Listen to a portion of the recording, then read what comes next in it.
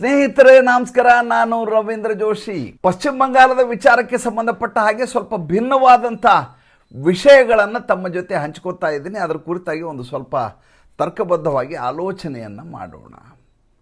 ಮೊದಲನೇದಾಗಿ ಈಗ ಈ ಕ್ಷಣದಲ್ಲಿ ಈ ಭಾಯ್ಪೋ ಇದನ್ನಲ್ಲ, ಅಭಿಷೇಕ್ ಬ್ಯಾನರ್ಜಿ ಈತ CID ಕಚೇರಿಯಲ್ಲಿ ಕುಳಿತಿದ್ದಾನೆ. ಈತನ ವಿಚಾರಣೆ ನಿರಂತರವಾಗಿ ನಡೆದಿದೆ. ನಿನ್ನೆ ಈತ ಈ ಎನ್ಫೋರ್ಸ್ಮೆಂಟ್ ಡೈರೆಕ್ಟರೇಟ್ ಕಚೇರಿಗೆ ಈತನಿಗೆ ಆಹ್ವಾನ ನೀಡಲಾಗಿತ್ತು, ಬಂದು ಹಾಜರಾಗುವಂಥ ವಿಚಾರಣೆಗೆ ಕರೆಯಲಾಗಿತ್ತು. ಯಾವ ರೀತಿ ಜನ ನೆರೆತಿದ್ರು ಅಂದರೆ ಈ ವಿಡಿಯೋದಲ್ಲಿ ತೋರಿಸ್ತೀನಿ. ಆ ರೀತಿ ಜನ ನೆರೆದಿದ್ರು. ಎಲ್ಲ ಭೈಪುಚೋರ್ ಅಂತ ಕೂಗ್ತಾ ಇದ್ರು. ಈತ ಒಂದು ಹೊಸ ಐಡಿಯಾ ಮಾಡಿದ್ದಾನೆ. ಒಂದಷ್ಟು ಜನ ಅಂಗರಕ್ಷಕರನ್ನು ತಾನೇ ನೇಮಕಾತಿ ಮಾಡಿದ್ದಾನೆ. ಅವರೆಲ್ಲ ಏನು ಮಾಡ್ತಾರೆ ಅಂದರೆ ಈತನ ಮೇಲೆ ಮೊಟ್ಟೆಗಳು ಬೀಳಬಾರ್ದು ಅಂಥೇಳಿ ಆತನ ಸುತ್ತಲೂ ಛತ್ರಿಗಳನ್ನು ಹಿಡಿತಾರೆ, ಕೊಡೆಗಳನ್ನು ಹಿಡಿತಾರೆ.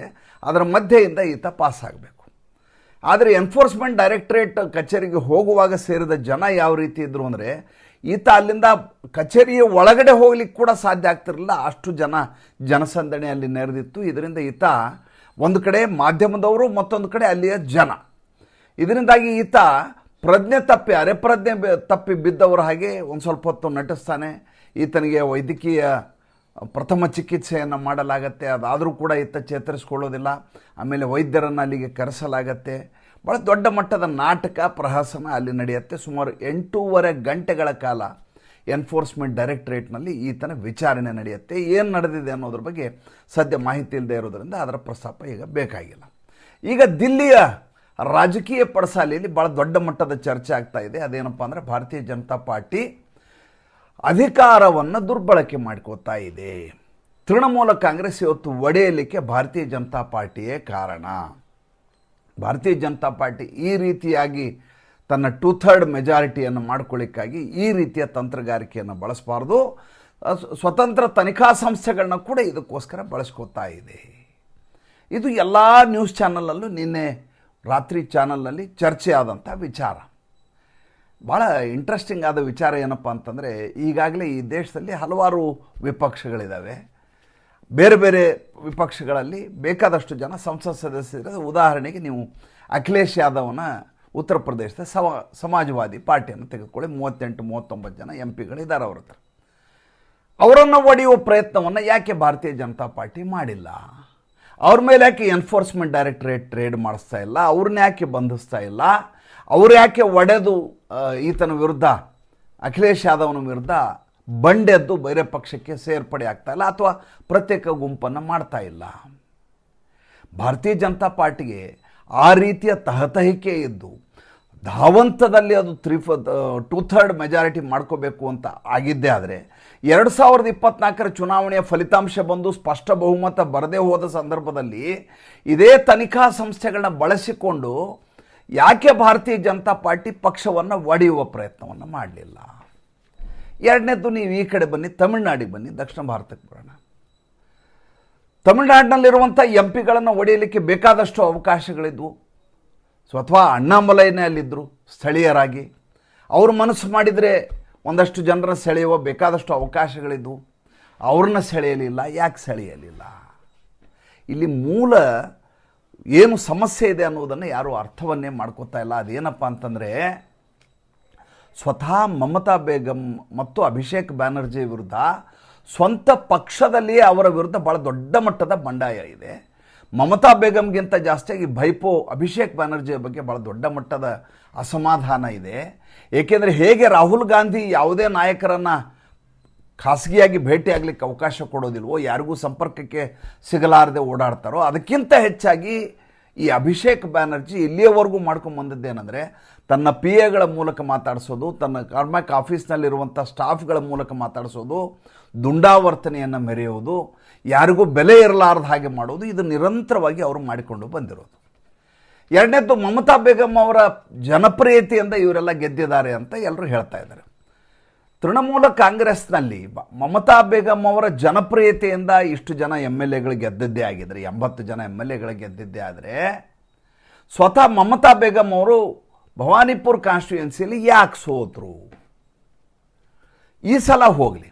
ಇದರ ಹಿಂದಿನ ಸಲ ಕೂಡ ಅವರು ಚುನಾವಣೆಗೆ ನಿಂತಿದ್ದರು. ಚುನಾವಣೆಯಲ್ಲಿ ನಿಂತ ಸಂದರ್ಭದಲ್ಲಿ ನಂದಿ ಗ್ರಾಮದಲ್ಲಿ ಸೋಲನ್ನು ಅನುಭವಿಸಿದ್ರು, ಪಕ್ಷ ಗೆದ್ದಿತ್ತು.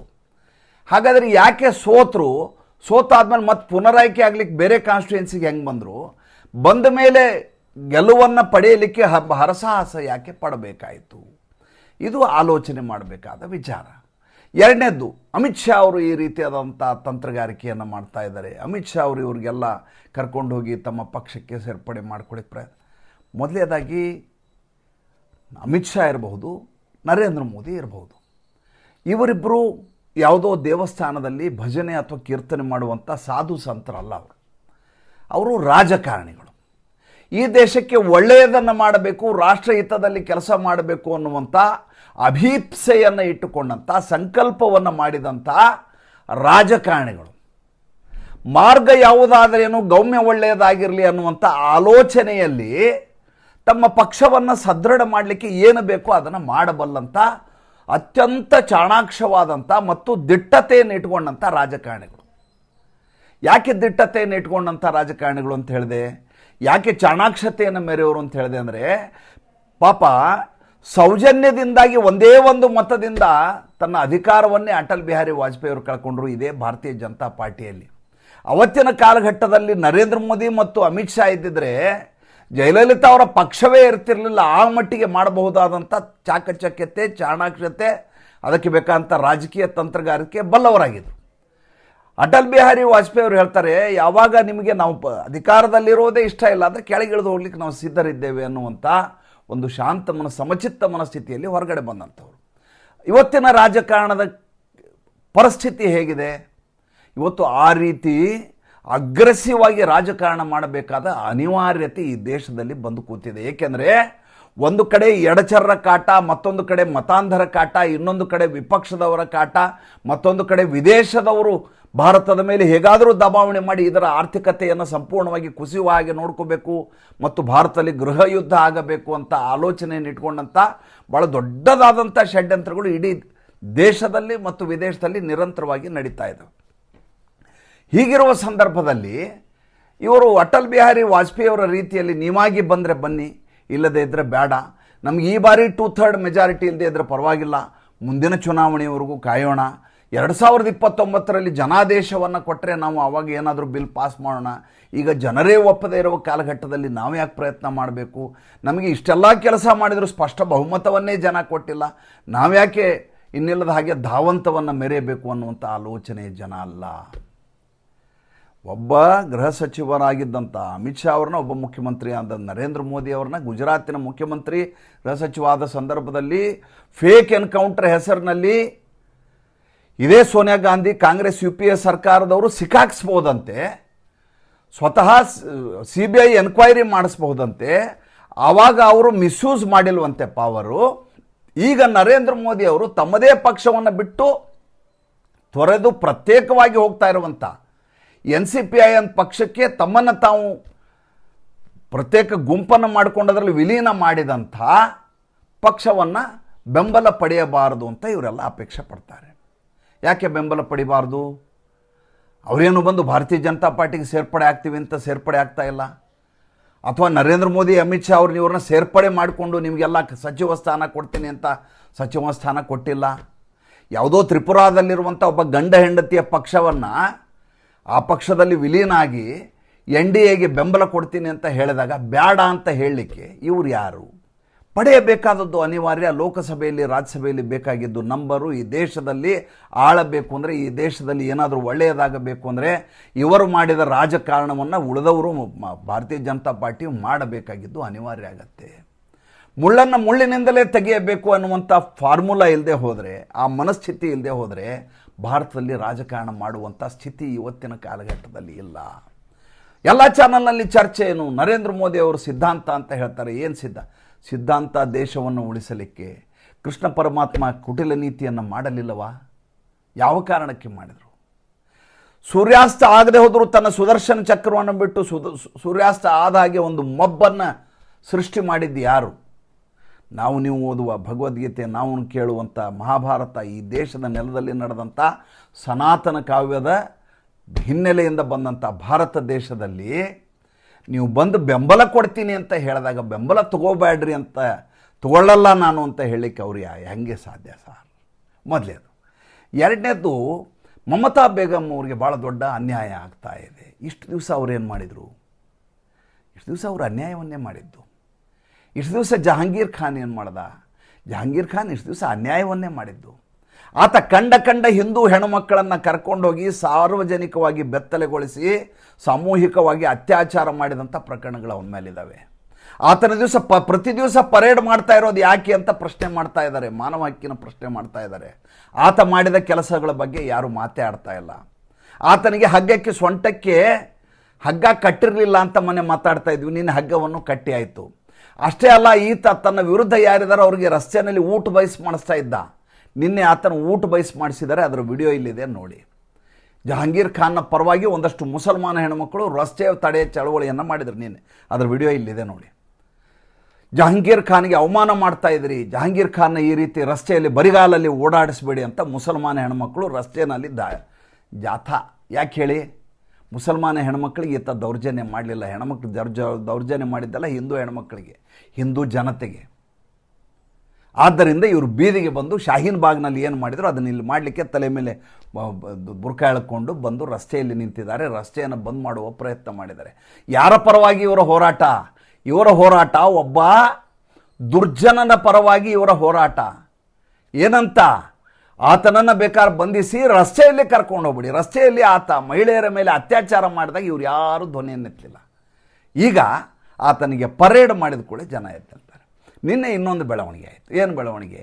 ಮಹಾರಾಷ್ಟ್ರದಲ್ಲಿ ಇದ್ದಕ್ಕಿದ್ದ ಹಾಗೆ ಮಾತೋಶ್ರೀನಲ್ಲಿ ನಮ್ಮ ಉದ್ಧವ್ ಠಾಕ್ರೆ ಅವರು ತಮ್ಮ ಸಂಸತ್ ಸದಸ್ಯರ ಸಭೆಯನ್ನು ಕರೆದರು. ಏಕೆಂದರೆ ಅವರಿಗೆ ಅಳಕು ಶುರುವಾಗಿದೆ. ಎಲ್ಲಿ ನನ್ನ ಕೈಯಿಂದ ಸಂಸತ್ ಸದಸ್ಯರು ತಪ್ಪಿ ಹೋಗ್ತಾರೋ ಅನ್ನುವಂಥ ಭಯ ಅವ್ರನ್ನ ಕಾಡ್ತಾ ಇದೆ. ಏಕೆಂದರೆ ಏಕನಾಥ್ ಶಿಂದೆ ಬಣಕ್ಕೆ 9 ಜನ ಸಂಪೂರ್ಣವಾಗಿ ವಿಲೀನ ಆಗಲಿಕ್ಕೆ ಸನ್ನದ್ಧರಾಗಿ ಕೂತಿದ್ದಾರೆ ಅಂತ ಎಲ್ಲ ಕಡೆ ಮಾಧ್ಯಮಗಳಲ್ಲಿ ಬರ್ತಾ ಇದೆ. ಸಭೆ ಕರೀತಾರೆ. ಸಂಜಯ್ ರಾವತ್ ಒಬ್ಬೊಬ್ಬರಿಗೆ ಫೋನ್ ಮಾಡ್ತಾನೆ. ಈತ ಮಹಾರಾಜ ಅಲ್ವಾ? ಉದ್ಧವ್ ಠಾಕ್ರೆ ಯಾರಿಗೂ ಫೋನ್ ಮಾಡೋದಿಲ್ಲ. ಒಂದಷ್ಟು ಜನ ಫೋನ್ ಎತ್ತೋದಿಲ್ಲ, ಒಂದಷ್ಟು ಜನ ಫೋನ್ ಸ್ವಿಚ್ ಆಫ್ ಆಗಿರುತ್ತೆ, ಒಂದಷ್ಟು ನಾಟ್ ರೀಚೇಬಲ್ ಬರ್ತವೆ. ಸಭೆಗೆ 1 ಗಂಟೆ 2 ಗಂಟೆ 3 ಗಂಟೆ ಸಂಜೆ 5ರಿಂದ ರಾತ್ರಿ 9ರವರೆಗೂ ಕಾಯಲಾಗತ್ತೆ. 3 ಜನ ಸಭೆಯಲ್ಲಿ ಪಾಲ್ಗೊಳ್ತಾರೆ. ಉಳಿದ 6 ಜನ ಎಲ್ಲಿ ಹೋದರು? ಅಲ್ಲಿಗೆ ಇದಕ್ಕೆ ಆಪರೇಷನ್ ಟೈಗರ್ ಅಂತ ಅಲ್ಲಿ ಕರೀತಾ ಇದ್ದಾರೆ ಮಹಾರಾಷ್ಟ್ರದಲ್ಲಿ. ಅಲ್ಲಿಗೆ 6 ಜನ ಏಕನಾಥ ಶಿಂದೆಯ ಬಣಕ್ಕೆ ಬರ್ತಾರೆ. ಬಂದಂಥವರು ಭಾರತೀಯ ಜನತಾ ಪಾರ್ಟಿಯ NDಗೆ ಬೆಂಬಲ ಕೊಡಬೇಕಾದ ಅನಿವಾರ್ಯತೆ ಬರುತ್ತೆ, ಕೊಟ್ಟೇ ಕೊಡ್ತಾರೆ. ಅಂದರೆ ಈ ದೇಶದಲ್ಲಿ ಈ ಕಾಲಘಟ್ಟದಲ್ಲಿ ಏನು ನಡೀತಾ ಇದೆ ಅಂತಂದರೆ, ನೀವೇನು ದುರ್ಮಾರ್ಗದಿಂದ ದೌರ್ಜನ್ಯ ಮಾಡ್ತಾಯಿದ್ರು, ನೀವು ಯಾವ ಈ ದೇಶದ ಜನರಿಗೆ ಅನ್ಯಾಯ ಮಾಡ್ಕೊಂಡು ಹೋದರೋ ಅದಕ್ಕೆ ಒಂದಿಲ್ಲ ಒಂದು ದಿವಸ ನಿಮಗೆ ಫಲ ಸಿಕ್ಕೇ ಸಿಗತ್ತೆ. ಇವತ್ತು ಮಮತಾ ಬೇಗಮ್ಗಿರುವಂಥ ಅತಿ ದೊಡ್ಡ ಸಮಸ್ಯೆ ಏನು? ಬೆಳಗ್ಗೆ ಎದ್ದರೆ ಆಕೆಯ ಭೈಪು ಒಂದೋ CID ಹತ್ರ ಹೋಗ್ಬೇಕು, ಇಲ್ಲ ಕ್ರೈಮ್ ಬ್ರಾಂಚ್ ವಿಚಾರಣೆಗೆ ಹೋಗ್ಬೇಕು, ಇಲ್ಲ ಈ ಎನ್ಫೋರ್ಸ್ಮೆಂಟ್ ಡೈರೆಕ್ಟರೇಟ್ ವಿಚಾರಣೆ ಹೋಗ್ಬೇಕು, ಇಲ್ಲ CBI ವಿಚಾರಣೆಗೆ ಹೋಗ್ಬೇಕು. ಒಂದರ ಹಿಂದೊಂದು ಪ್ರಕರಣಗಳಿದ್ದಾವೆ. ಜೈಲಿಗೆ ಹೋಗುವುದನ್ನು ತಪ್ಪಿಸ್ಲಿಕ್ಕೆ ಯಾರ ಕಡೆಯಿಂದನೂ ಸಾಧ್ಯ ಇಲ್ಲ.